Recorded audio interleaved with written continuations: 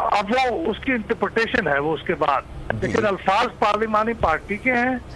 लेकिन जो बाद में डिफेक्शन का डिक्लेरेशन है वो पार्टी का हेड ही देता है, और वो डिफेक्शन उस रोशनी में होता है कि क्या पार्लिमानी पार्टी की डायरेक्शन पे अमल हुआ या नहीं।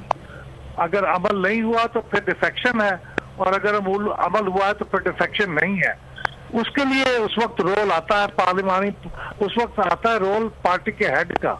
लेकिन जो डायरेक्शन देने का मामला है उसमें पार्टी हेड का रोल नहीं है हमारे कॉन्स्टिट्यूशन के अंदर।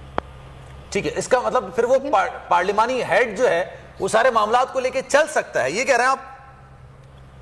अगर पार्लिमानी पार्टी की अक्सरियत उसके साथ है तो फिर वो चल सकता है। और अक्सरियत नहीं है, लेट सपोज, फिर अगर नहीं है तो फिर वो नहीं चल सकता, इसलिए कि पार्लिमानी पार्टी के अगर 10 लोग हैं और 7 लोग कह रहे हैं कि नहीं हम एक तरफ जाएंगे, और पार्टी